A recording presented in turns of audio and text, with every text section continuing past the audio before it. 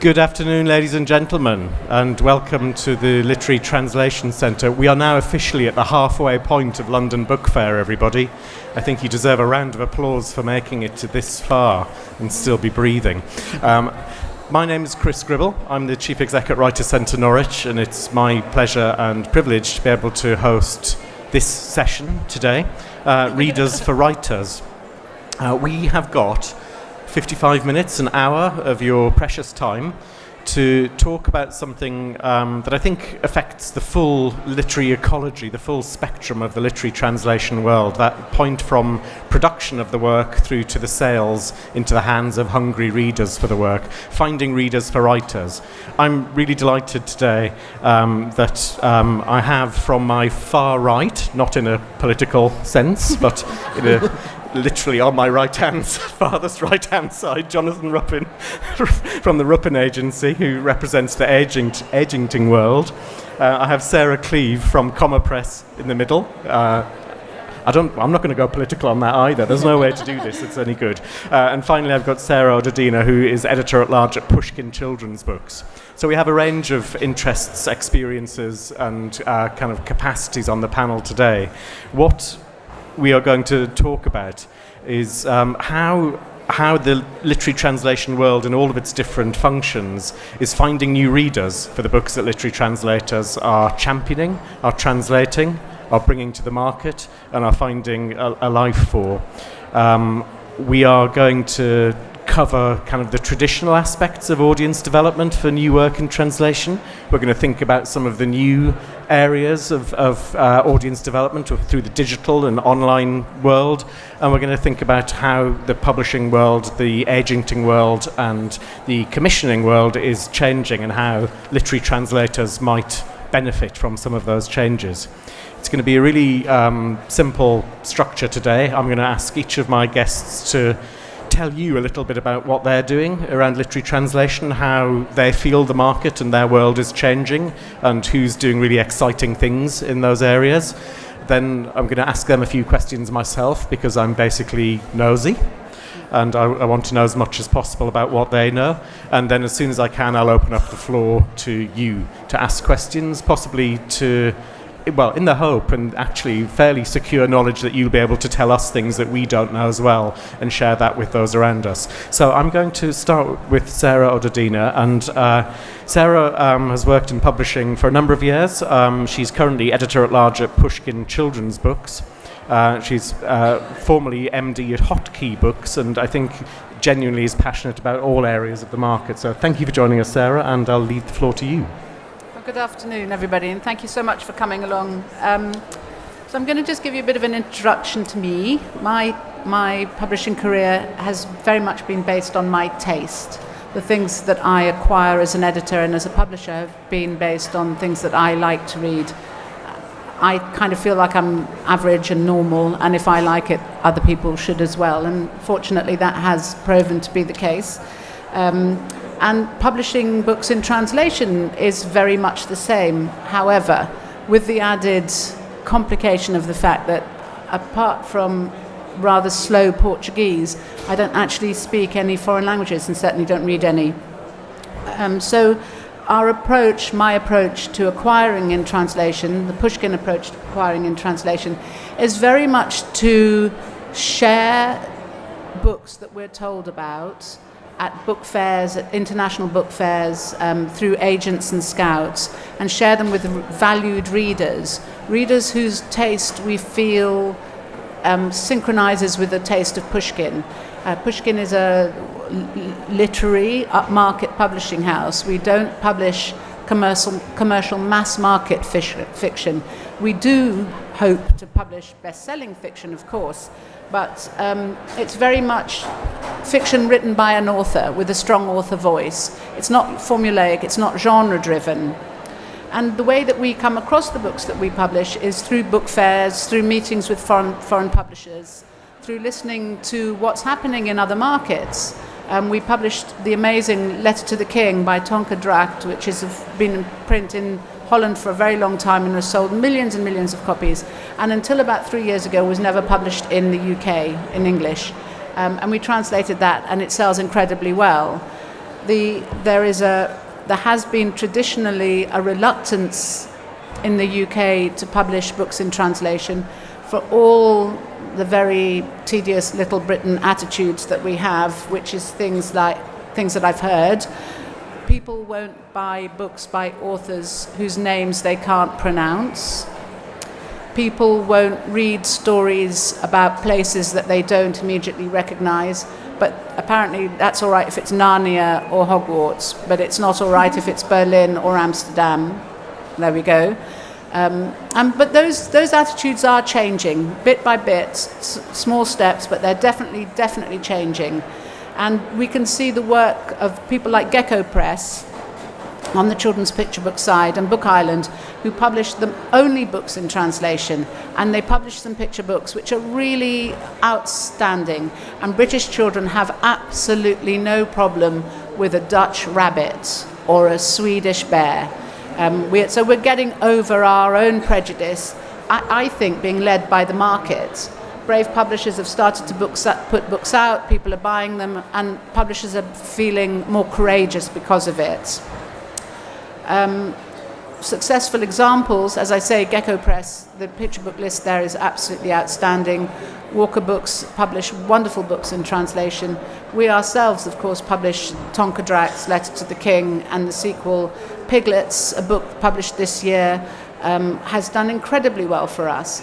And it's not a book that's been hugely supported by the big chain booksellers, but it's been very, very supported by the independents. And they know how to sell books to readers, I think, in a way that is perhaps a more personal approach to book selling. Unsuccessful ones, of course, there's many unsuccessful books that we've all published all the time, books that we feel don't sell enough. We don't really understand why. Maybe it's the wrong jacket, maybe it's a story that hasn't really gelled with the reading audience. But I don't think it's necessarily because it's a book in translation anymore.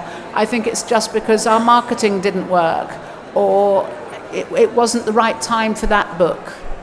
So there's examples of really outstanding books selling. In the Cornelia Funke titles, the first one, she wrote all of those in German and they were all translated. She is now writing in English. But those books, in a way, changed the way that people accepted books in translation for young readers. So I think that's it from me for now. I wanted to applaud then. That was, Thank you so much, Sarah. On to another Sarah, just to keep things straightforward and not at all duplicating names. Sarah is publishing manager at Comma Press, based in Manchester. Before this, she was publishing manager at Saki Books and Telegram, where she was in charge of the wholesales, production and marketing of the literary fiction and non-fiction internationally. And I think previously you were at House as well. I was at House, yeah. So you've had a wide range of experience, and I'd like you to perhaps talk to us a little bit about what that experience has taught you about finding readerships for work in translation. Okay. So I'm from Comma Press in Manchester, as Chris said. So we are a short story specialist publisher. About 60% of our current list is in translation.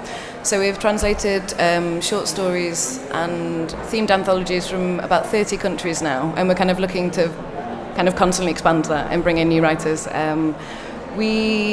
The way that we tend to commission new writing in translation is to kind of work with editors from particular regions, because it enables us to reach people that we can't, because obviously there's going to be geographical and language barriers, so it kind of opens up doors that were previously closed to us.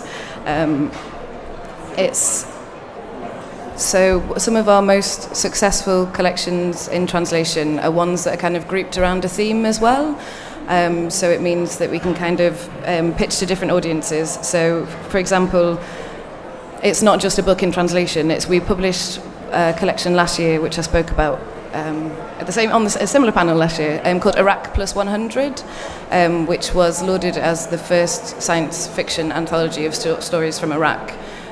So it meant that, we asked 10 Iraqi writers to imagine, to write future set stories sometimes for the first time. So it was imagining what Iraq would look like 100 years after the invasion. So we kind of realised that this was, so there's there's not a big tradition of science fiction from Iraq, so it was something that really captured readers' interests over here, and it means that we're going to know that there's an appetite for it now, so we're going to develop it into a series and kind of work with as many writers as we can. So I think for us it's all about kind of commissioning writers in interesting ways that kind of challenge like UK readers' expectations as well of what writing from that place should be. And so Chris has talked to us a lot about kind of the idea of communities of readers, and coming from a small independent as well, I think that's something that we're quite good at, because we've got we've got a lot of the small presses that I know have a subscription model, which is kind of incredible, especially considering a lot of them are translation presses, so it's kind of often people will pay actual money in advance to read books that are by writers they've never heard of. There's a pigeon. So from writers, they're just willing to take a chance on you, which I think is kind of really, again, when you were talking about courage, it's something that really kind of, makes you realise that you should keep on going, because there is an appetite out there. And also what's been really exciting at the moment is I've seen so many more translation specialist presses kind of popping up. And one of the best things about this as well is that a lot of them are doing that outside of London, or just they're either setting up outside London, realising there's a gap in the market, there's kind of their interests aren't being served by the what's being happening in publishing at the moment, and in the north particularly, there's lots of people have moved there, so there's a real community of presses that kind of working together collaboratively. So we've recently formed the Northern Fiction Alliance, which includes Tilted Axis and Other Stories of Well, which have recently relocated to Sheffield. And the kind of the model that we have is we're sharing networks, we're sharing contacts, we're sharing resources, so it kind of means that when we go to international book fairs, you're not just representing yourself, you're representing the alliance as well. So I might get pitched a book that is, it's not quite right for our list, it's not a short story writer, but I know that there's someone back home that might be interested, so it's all about kind of putting those people together. And also, we'll stop talking eventually. But one of the good things that has also been happening in the past year for us is kind of working with other publishers as well, so performing international partnerships in order to reach different readers as well. So we recently published a book called Banthology, and one of the translators is sitting on the third row, and that was in response to Donald Trump's travel ban. So that was stories commissioned directly in response, working with writers that were from the 7 nations that were originally mentioned in the executive order. And we did a co-publishing deal with Deep Vellum in the States, because they were kind of really believed in the project, and kind of we know each other's lists really well, so this is going to be kind of an ongoing partnership where we share books and share writers. So we're really excited about that, and it means, because even though we distribute in the US, that someone that's based there is always going to have a community already set up that they can feed these like great titles to. So that's really good. And I know that Tilted Access have done a similar thing in Australia at the moment. So yeah, it's all about collaboration and talking to each other. So yeah. Thank you. I've now got this kind of like Star Wars image of the Rebel Alliance with the Northern Alliance sort of mixed up in my head. That's going to take a while to dislodge. Thank you very much indeed. Our third panellist today is Jonathan Ruppin, who has worked for publishers, agents. He's been judged literary awards and appeared across the media for many years. He also, I think, started English Pen's Translated Literature Book Club back in 2015, and relatively recently founded the Ruppin Agency, one of whose focuses is to seek out writers from communities currently underrepresented in British publishing. Jonathan, perhaps you'd like to share some of your thoughts about the general direction of things today. Yes. Hello, everybody. As Chris mentioned, I did set up recently as an agent, and one of my aims is to do something about the lack of range of voices in British publishing, and translated literature is obviously part of that. However, of the many hats that I seem to have accumulated in my time in the industry, I think knowing how translated literature comes through agents is something that I'm relatively inexperienced on. So I think I'm probably going to speak more with the other hats that I've worn, which principally means the 18 years that I've spent as a bookseller, both for independent and chain publishers, and also having set up the English Pen Translated Literature Book Club. the book club, by the way, is great fun, and we have spaces. We're based in London. We meet on the first Monday of the month. Have a search for us on Google. You'll find us, and do feel free to get in touch if you'd like to join us. I set that up because I wanted to do something about continuing English Pen's remit to promote translated literature in the UK, and it's been great fun. But it also came from a background of having worked in retail and having seen how translated literature can flourish when it's given backing. But we have some dichotomies with translated literature.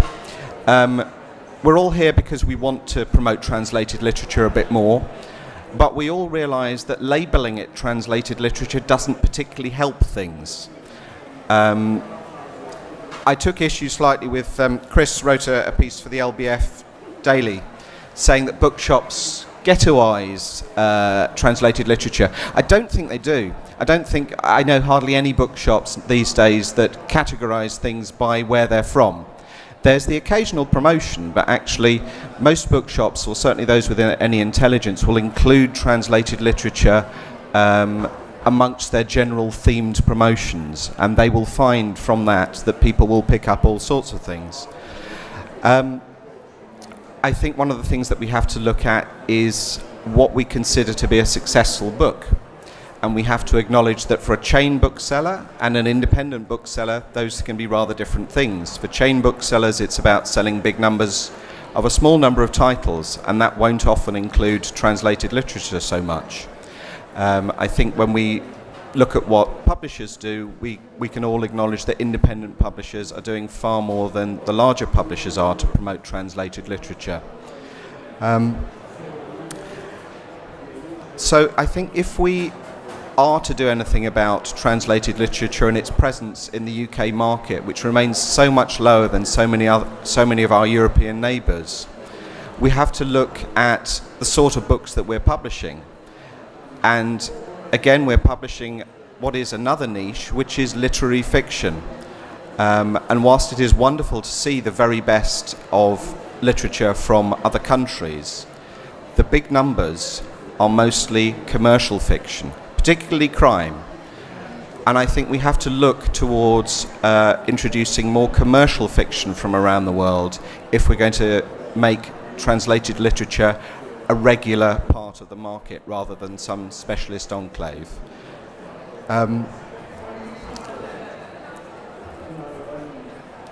So it's really, for me, it really is a matter of trying to avoid those labels that you put on translated literature, and trying to encourage people to realise that they are missing out a little bit if they don't broaden their minds. It's one of the wonderful things about something like the Man Booker International, which puts translated literature in the news. As a bookseller, you're able to say to people, if you're not reading stuff like this, then you're not reading all sorts of things. And it doesn't take much to get readers to broaden their horizons. Readers are generally more curious and more intelligent than they're given credit for, but it's the role of all of us in the industry to do a little bit about giving people that nudge and encouraging them to try something that's a little bit outside their comfort zone. We do have one final dichotomy, which is,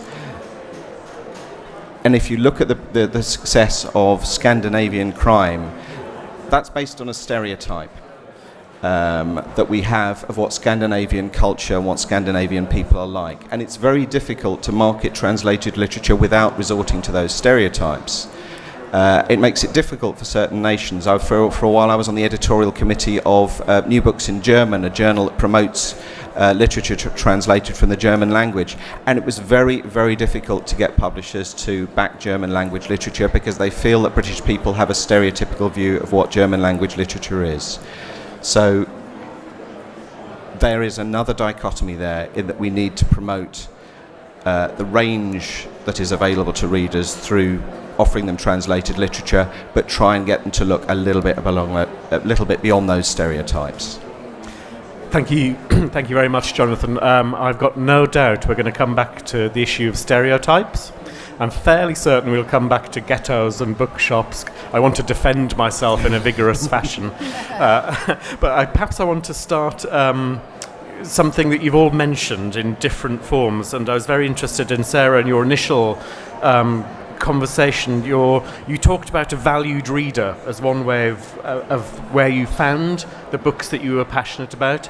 You, Sarah, talked about editors in different regions being the conduit, if you like, to the books that you found. And Jonathan, you talked about the notion of curation, of nudging the readers, of expanding markets. Could you perhaps each say a little bit about, where are you finding those trusted or valued readers, those editors? Is the internet changing at where the source of those books comes from? Where's the community leading you now? For me, it's really fairly simple, and it's my contacts and friends in the publishing industry who work in publishing houses in other countries. I have worked in children's publishing for a long time. I've worked in the publishing industry for a long time. So I know an awful lot of people who work in France and Germany and Spain, and we share enough books acquired from the UK or from America generally, and from other European languages, for me to know that if my friend from Salamandra or my friend from Moon in the Netherlands recommends something, I'm going to go away and find somebody who can read that book for me and tell me what it's about. I also depend on guidance and information from translators. There's a lot of translators working in the UK, like Sarah Ardazzoni, whose judgment I trust. It's like a dear friend who you can talk about books, and if she says, I really loved this, you're going to pay more attention to it and read it more carefully. So I would depend on that as well. And then there's also, really importantly, there's the literary translation bodies. So there's the Flemish, the Dutch, the Finnish, there's Book Trust in the UK, all of whom are investing a lot of time and effort to read, assess, write reports, provide English language translations, so that I can at least get a sense of the voice of the author without necessarily reading the entire book. I then rely on a reader's report, which will tell me in great detail what happens in the book, but I know from that sample translation if I like the author's style, if I like the voice of the author. And I think that's probably the main routes through which I get in touch with and find books to translate. Thank you. Sarah? I think it's definitely a similar kind of situation for us as well. We have partnered with various cultural institutes. We've recently done the Book of Riga, so it was the Cultural Institute there that kind of put us in touch with a lot of the writers from the region. But some of the writers that we've commissioned maybe up to 10 years ago have then gone on to edit further collections, just because we kind of trust their tastes and they know our lists very well. And again, like Sarah, translators are kind of key to the process as well. Each of our collections, especially the themed anthologies, we're working with about 10 translators each time, and all of them have kind of got lots and lots of recommendations, and so it's kind of like a constant feeding, which is kind of really organic and really beautiful. And where are the places that you kind of find new translators and editorial partners? Do you know what's been really lovely with the translators at this book fair? I've seen so many people with those ETN stickers on, and they are kind of walking around with such swagger and confidence. I don't know what's happened, but I've been approached by so many people that are kind of working in languages as well that aren't traditionally translated into English, or underrepresented languages, and they've been kind of coming up to me and fizzing with ideas. So hopefully that's going to kind of lead to something. But so the marketing's working. Ruth Rolls, I know, if you're in what happened? The conch was sounded and it's working. Jonathan, where are you hearing about things? Who do you trust, and how do you base your decisions on what to read and invest your time in? Well, from a former bookseller's point of view, it was always being part of the literary community and constantly getting recommendations from publishers, from fellow booksellers, and when I used to work on the shop floor, from conversations with customers as well. there are so many sources. With my agenting hat on, it's something that I'm still at the beginning of doing, but I'm finding that the network of translators that I know from the other things that I've been involved in has been an invaluable source of information and leads. And I think one thing I would like to say is that the work of translators in every aspect of promoting literature and translation cannot be underestimated. And I would implore you that every time you open your mouth and mention a book in translation, that you mention the translator as well as the author, because what they do can't be underestimated. I think you're pushing it an open door in this room with that one, so there's going to be no one arguing, I hope. Thank you. I kind of want to... another thing that sort of you've each mentioned in different ways is the notion, or the difference perhaps, between chain bookselling and independent bookselling, the actual selling end of the market. And I think, Sarah, you said that they know how to sell books. And that's, I think you mean on an individual level, on a title-by-title basis. What's your current relationships with independent booksellers? How do you think that they can kind of perhaps do even more for work in translation? I'm not sure that booksellers can be accused of dragging their heels in terms of selling books. That's what booksellers want to do. And we work collaboratively with booksellers to spread the word of great books that we publish. When you see things like the success of the Elena Ferrante books, you know that was driven by the enthusiasm of the publisher combined with the enthusiasm of booksellers to make sure that readers coming into the shops heard about and found out about the books. One of the things that we depend on hugely, of course, is reviews, because reviews do sell books. And when our books are reviewed, we see, you can literally in the evening on a Sunday, you can see the book shift along the bestseller list on Amazon almost instantaneously. The next week in the bookshops, people go in and ask for those books. And it would be great to have more space in newspapers to review more. And on the children's side, this is a really enormous problem. And there's people who are leading a campaign, mainly SF Said, who's leading a campaign to get children's books more column inches in terms of reviews, because very, very few children's books are reviewed in the newspapers. I think we need to make sure that booksellers know the best, the most selling details of our books. And of course, one of the things that makes life a lot easier in terms of selling books is having an author on the ground, because the authors do events and they go to children and they speak about their books, and children become enthused and interested and buy copies of books because of that. Authors really sell books, and the problem with translated fiction is that often you're translating an author who doesn't speak English or lives far away, and it's an expense and an issue on how to handle organising a visit for those authors. It does happen. Authors do come from abroad, particularly to attend literary festivals. So in a way, that's a slight hurdle for us when publishing authors in translation, is that having an author on the ground is invaluable. But perhaps we should be making much better use of translators in their stead, because a translator is a very important partner in getting a translated book. I mean, a hugely important partner in getting a book translated and into the hands of readers.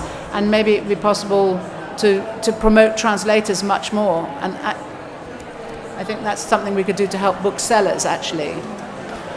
Sarah, two questions for you coming out of that.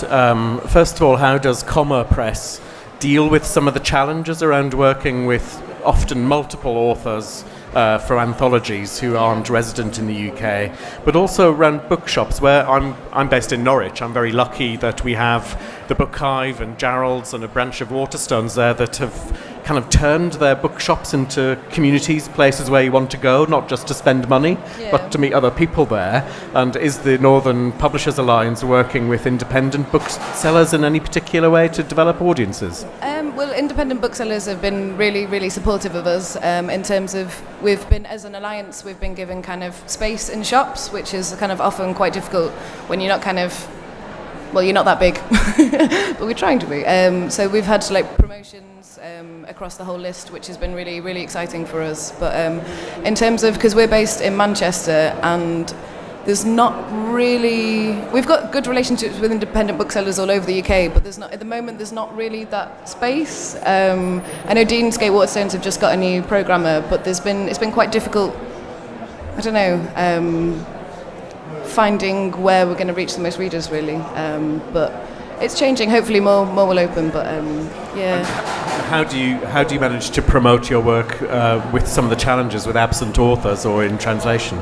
We've managed. There's lots of funding opportunities out there, so we've been lucky enough to bring some writers over. We're just constantly in a kind of a battle with various visa applications, but often it's the festivals that will be that gateway for you. So Manchester Literature Festival has been incredible in hosting authors that we've had from Dhaka and all over the world. So it's kind of those partnerships that will kind of enable you to bring the writers over. And if not, yes, we've asked our translators to do various things against their wills, but it can be quite tough. Thank you. Jonathan, you're absolutely right. I did mention the ghettoization of translated fiction in bookshops through a small piece I wrote. In my defence, I was kind of summarising. I did a brief trawl of loads of Guardian and Telegraph and Times newspaper articles about literature and translation. I looked at articles over the last 6 years, trying to identify what some of the most commonly cited reasons for the challenges around growing the work in translation were, and 5 things came up again and again. First was that booksellers ghettoised literature and translation in bookshops, which I think you're right, I don't think happens very much anymore. Secondly, that not enough people in publishing within the UK spoke a second or third language. The third one was that people were scared of authors or places or characters whose names were complicated. And I think fifth on the most common list was this really odd thing that we are an island nation. There's just this bold statement that the United Kingdom was an island, and therefore this somehow translated, pun intended, into us being scared of literature and translation somehow. And I just found it a really odd set of kind of preconceptions that people had. But as a bookseller, as a professional curator of work to readership, how did you go about breaking down some of those conceptions, which must come from somewhere? Well, it's interesting. I think you made a very good point I think Sarah made a very good point about the fact that actually readers aren't that scared of things that they're unfamiliar with. You know, we all read fiction vicariously to experience something that's different from what from our own lives, whether that be, you know, the thrill of a crime novel or an exquisite little novel set in in Albania. Having said that bookshops don't ghettoise literature and translation, we do as an industry, are desperately keen to put labels on things. And the problem with putting a label on anything is that as soon as you do that, it attracts certain people, but it puts certain people off. There's a wonderful display in my old bookshop, Foyles, at the moment, which was put together by a former colleague of mine, Gary Perry, who many of you will know as one of the great supporters of literature and translation. He's been given 2 whole bays in front of house in Foyles to promote translated literature, and he's done a wonderful job of it. But it does bother me that there are groups of people who are looking at that and dismissing the whole array of books because of the label that there is at the top of it. It does take individual booksellers to get behind individual books, and that's something that independent booksellers can do better than chain booksellers chain booksellers on the shop floor are no longer given very much autonomy at all, either in terms of buying or in terms of what they promote. Booksellers individually in bookshops, in independent bookshops, can do it much better. But the problem is that you have to find that individual, and that individual has to stay around for a while, and the salary you can get as a bookseller means that nobody sticks with that for very long, and you kind of have to start again. I think the key to it is events. Yeah. Events programs are interesting. Bookshops often think you want to get really big names in, because that gets big crowds. The trouble with getting a big name is that people are coming for the name and they're not coming for the bookshop at all. I remember we'd occasionally have a big celeb at Foyles coming and doing for an event, and the place would be packed out. You'd talk to the customers in the queue, and some of them didn't know the name of the bookshop they were in.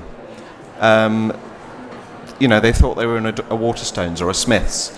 Those people are not going to come back. Those people are not your regular customers who are coming in to pick up books.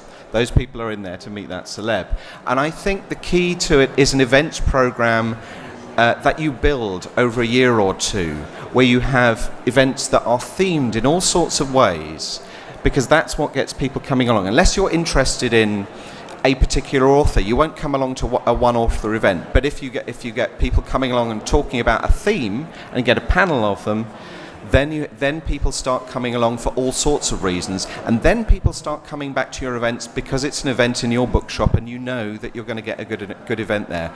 And if bookshops start thinking a bit more laterally and getting some translated literature among the titles that they're working with, then I think it becomes part of the mainstream conversation around literature instead of being ghettoized. So do you think then that that kind of regular event attender that you want to kind of gain some traction with, get their loyalty, get them coming back and experimenting and buying more books, do they identify just with the shop, or is it with the other people who are there, or the environment you create? What sort of relationship are you trying to build? I think it's all part of that. I mean, it's both a community in the shop and a social media community that you're making yourself part of. But yes, I think we all know bookshops that are integral parts of their local communities. We all know bookshops that have an amazing online presence as well. And whichever way you do it, you need to get people involved in that conversation, and then you can talk to them about all sorts of things. Sarah, Cleave, what does the comma reader, who is the comma reader? Have you got a kind of a model in mind for who your reader or who your main readership groups are, and how do you think about them? Well, I suppose, like I was saying before, it kind of really much depends on the title. So we've got the kind of the foundation of the short story lovers, which we're known for, and then so people that enjoy literary fiction, but then also and world literature. But then by bringing kind of, when I was talking about the science fiction anthology before as well, it's kind of like reaching, so kind of cross-fertilizing those audiences as well, and kind of like bringing them into the fold. And a way that we've done this with a lot of our other anthologies that aren't necessary in translation is so we do lots of consultation formats where we kind of like pair so scientists with writers, and they collaborate on short fiction in response to recent research, or history into fiction. So we're pairing fiction writers with historians as well about certain protest movements. So it's all about kind of like growing that base. So it's not just the people that kind of have been with us from the beginning. It's kind of showcasing our work on different platforms with different audiences, like so at history festivals or wherever, just to kind of draw people more into the form. And we've also got like because we do lots of, we've developed quite a lot of digital platforms as well. So I think for us that's been a way of kind of reaching different audience groups and people and writers as well. So I've lost my train of thought entirely. Sorry, I was... Could you perhaps say something a little bit, two things really. Could you say something about the digital platforms that you've worked with? So we've actually just relaunched a translation app that we partnered with Literature Across Frontiers, and on an app that allows you to kind of explore different cities around the world through short fiction. So that was in text and audio as well. So the idea is either if you're in the place and you kind of want to explore, you can pretend that you're on a bus. It's kind of like commute length short stories to give you kind of an insight into the kind of the writers that are from there, but also kind of a bit of the maybe the culture. And is that pigeon again? It's all right, don't worry. It's not the pigeon. It's not the pigeon. Sorry, can this mic go on? What's the name of the app, please? So the app's called LitNav. So I advise you all to download it immediately. But yeah, so we're looking for the moment for we're going to do some new commissions as well, hopefully. So it'll be new content. But I don't think the other app is relevant. And just quickly going back to the editorial process that you talked about when you were pairing historians or scientists with writers. It's quite like a heavy editorial lead on what you want producing. Has that worked for you as a publisher? Has that connected you with different audiences and readers? Definitely, and it's kind of it's an incredibly kind of innovative way of building a project as well, and a lot of it's not just for the short story and the afterword that we publish. It's kind of about creating ongoing conversations as well. So it's yeah, we've had much success with that. So. Thank you. Sarah, coming back to you, when you're talking to one of your trusted readers or to one of your friends and colleagues and they recommend something to you, what are the internal challenges in the publishing structures that you work in that you know you're going to have to address? Which arguments are you going to have to win internally to get that book that you suddenly decided you love out to a readership? I think they're the same for every book, which is for the editorial team, to share an enthusiasm for the book. Generally, we have very similar tastes as editors, but each kind of a unique look at the same pool of looking for good literature, strong author voices from around the world. So I need to enthuse my colleagues with my enthusiasm, tell them why I think the book is really important and why it's worth us publishing. I don't feel in Pushkin that there's a handicap or a hurdle attached to a book being in translation. Quite clearly, there couldn't possibly be, because we're known for publishing translations. I know that in other publishing houses, it is slightly more of a hurdle to persuade the team that a book in translation is worth everybody's effort, time, commitment. It takes a lot longer to publish a book in translation in terms of the beginning to end. Once the book is edited and ready to publish, we then have to translate it and often have to work on an edit of the translation. It's also expensive because you not only pay for an advance to the author, you're also paying for a translation, and that's a hurdle that we have to know that we're all prepared to put in the expense and the time to getting that book to market. However, there's so many grants available to publishers to translate books that the issue of expense is less of a problem now than it used to be. There's so many ways of helping raise funding to translate a book. So I don't tend to feel that there's any extra difficult issues related to translation in my publishing house. It's just the value of the book. What's the value of the book? Can we see people wanting to read this story? And that's what motivates our decisions. Thank you.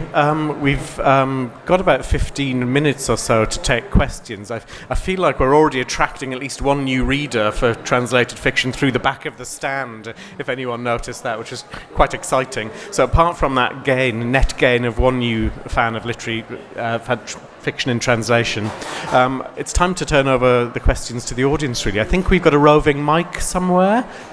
Florence has a roving mic. And do we have any questions that you'd like to address to our panel? Just to your left, Flo. And if you could tell us who you are as well, thank you. Hi there, my name is Jack Hargreaves. I'm a Chinese to English literary translator. And since Beijing Book Fair last year, I've also been offering services alongside my small translation team as kind of a consultation service for Western publishers to understand the Chinese book market. And I was wondering if you have any suggestions as to how we should approach publishers so it's not a cold call situation. Should we only be approaching with recommendations of books where we already have contact with the author? Or how do you open that type of dialogue is the essence of the question, I guess. Excellent. So perhaps we can start with you, Sarah. What's going to make you feel warm and receptive and joyful as soon as Jack picks up the phone to you? I don't think you necessarily need to be in touch with the authors before you start pitching the books to UK publishers, but you should be in touch with the Chinese publishers to be sure that they have the translation rights. I would be really happy to see a synopsis, some sample pages translated, and a very detailed synopsis so that I have a real idea of what the story is about, and also some sales background. I mean, we all know that people say this book has sold 25 million in China, and we're mind blown by the figures, but what does that actually mean in Chinese terms? Has it won awards? Has it been translated into any other languages? And to put together a package for each title if you look at Book Trust in the UK has just put together a list of selected titles which they're recommending to British publishers, and they're doing something very similar in that they're saying who the author is, who published the book, what's happened to the book in its home language, how many copies it sold, and a really beefy bit of writing for us to read. You have to assume that whoever you're showing this material to is going to depend on you entirely for the information that they need to take that book to acquisition. And it is sales, it's awards, it's who the author is, where they sit in terms of the writing of their country, if there's like authors in other territories. So if it's like the fantasy of Cornelia Funke, or if it's like the social issues of Jacqueline Wilson, make those comparisons, because we need all the guidance we can have. And get in touch with publishers, and tell them who you are, tell them why you're interested, and tell them what you're pitching to them. Good luck. I don't have much to add. How does it work for you guys?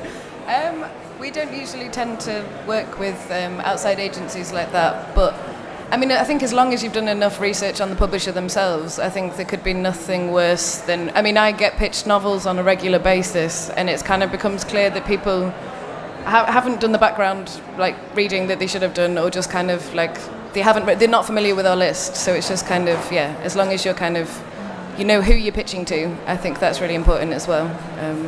And we're a really small team. Not just us, but lots of independents as well. You know, we're kind of short on time because most of us are doing about 16 different jobs, and because we build projects rather than just buy rights to them in the majority of cases, but we're always looking to find out about new writers.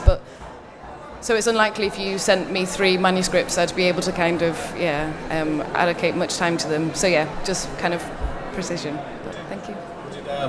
Would it make a difference if they approached you and said, we've got a project that you might want to build with us? Oh, definitely. That's kind of how most of our books are born. It's just kind of all about ideas for how we can kind of... I was speaking to someone yesterday about kind of a digital platform which would allow writers from different places to kind of respond to the same theme and kind of work in that way. So we're always open to suggestions and ideas.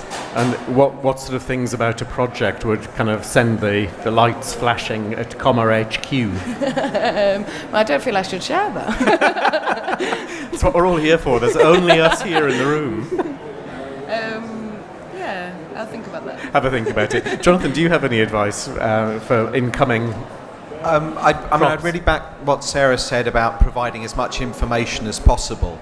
I think as an agent who can only have a limited number of titles or writers on the list who will only sell to small publishers, I am looking for things that I at least feel I have a chance of selling to the big publishers.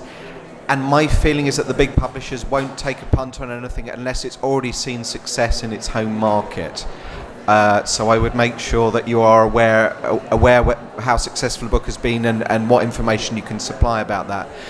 The other thing that seems to be particularly important to publishers is a sense of what a book will do to provide enlightenment to a British readership about a culture or an idea. That's principally what will get publishers interested in translated literature is what will engage people. So have a think about why a British reader would like the book. Thank you. Do we have another? We do. We have a question down here on the front. Speeding towards you. Hi, my name's Nicola Clayton. I'm an audiobook producer, and I was just interested to ask each of you how you see translated fiction fitting in with the growth of audiobooks at the moment. It's a brilliant question. Audiobooks and work in translation. Where would you like to start? If I can gloss the question, it was where do each of you perhaps think that the rise of the audiobooks, where work in literary translation fits in with the rise of audiobook market? I think a good book with a strong voice, with an interesting narrative, regardless of where that author is from, will have an audience if we can reach the audience. And the audiobook market is really so fantastic. And I don't see any reason why a book in translation shouldn't be a good audiobook as much as a book written by a British author. Sorry, we need the microphone back. And in terms of casting, do you each have any reaction or thoughts on whether the casting of a voice should reflect the original nationality of the author, or whether it should be completely anglicised? I'm just curious. Speak from my own personal preference, but if I heard somebody with a hammy Italian accent or a brilliant Spanish accent speaking in English, I'm not sure how much that would work for me, because I'm reading the book in English and I kind of feel that that's the voice I'm expecting to hear. But if they're talking about Naples and Madrid, I can imagine the setting and putting on an accent or having an actor read it who is Spanish I don't feel would enhance the book for me.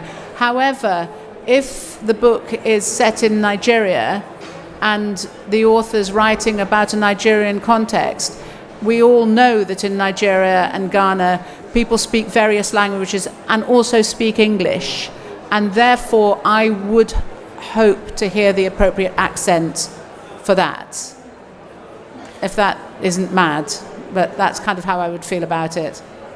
I think it's a really interesting kind of ethical and artistic point of and context. Also, what about someone then from Asia, from China, or Japan, where not that they would have an accent per se like someone Spanish. Sorry, I'm being very specific. Not to worry if it's too specific. What do you think? How would it affect your relationship with the text?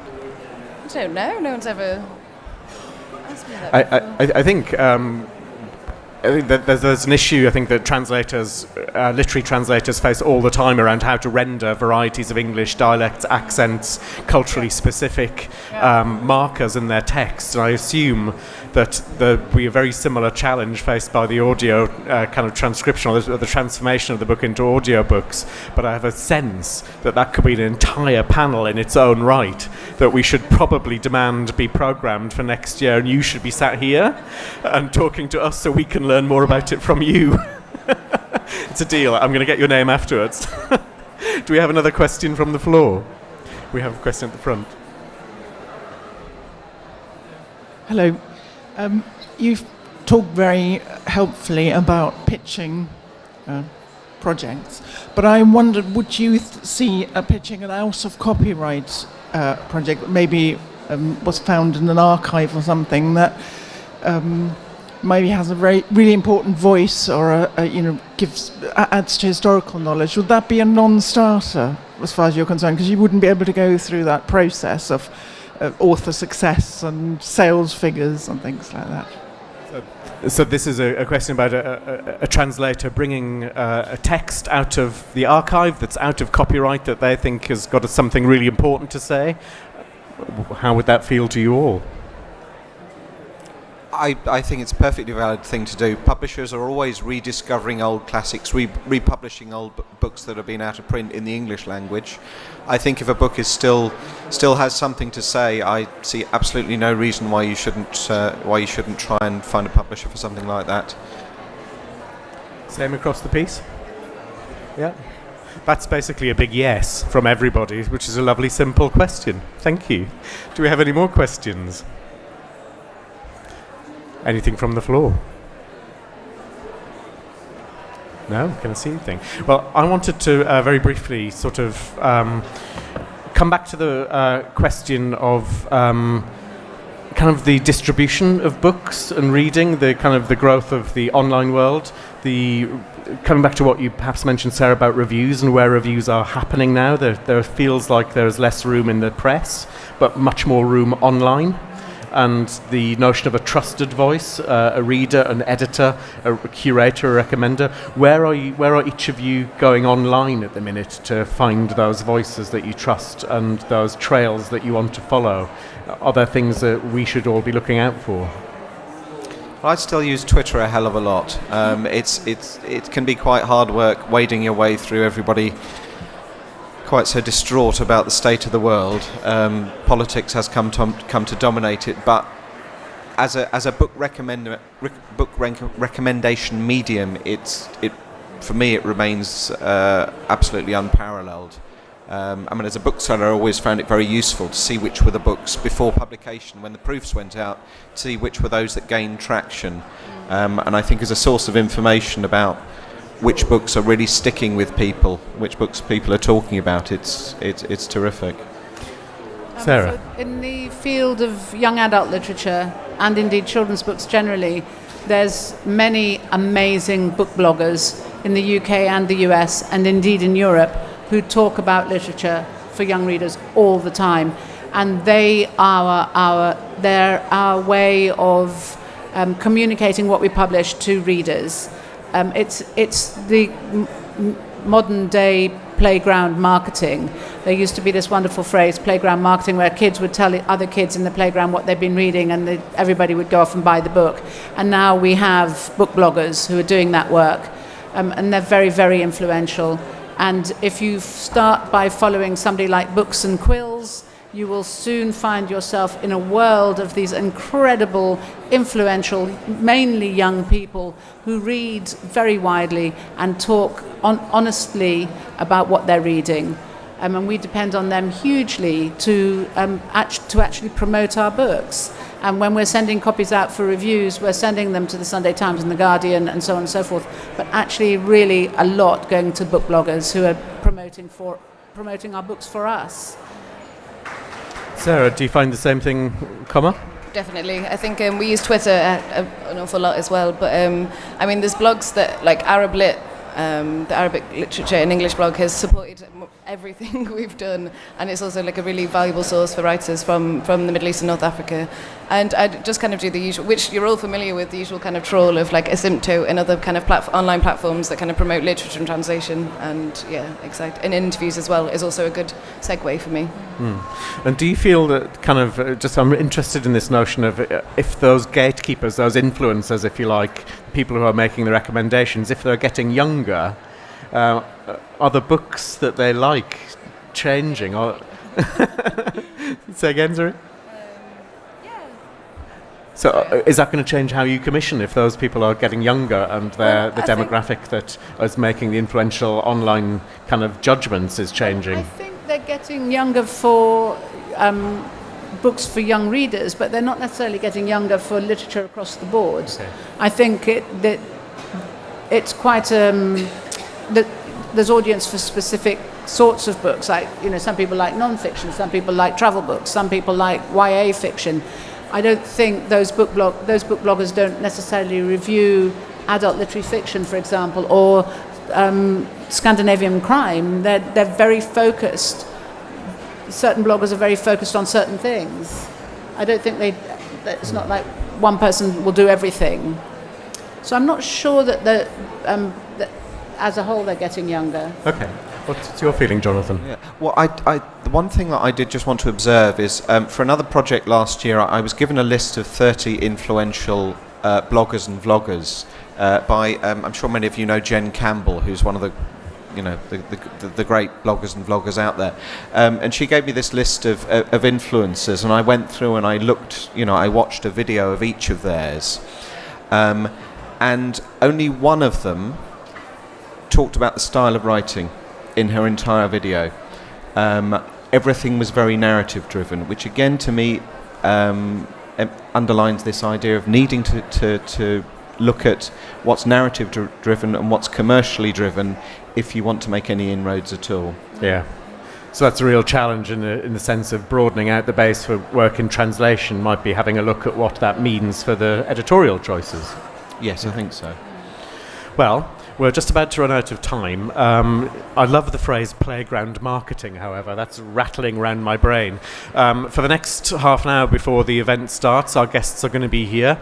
At 5:15, I think Writer Centre is having a reception for our Emerging Translators mentoring programme, which will be a perfect opportunity for playground marketing and pitching as well, so you're all welcome to join us there.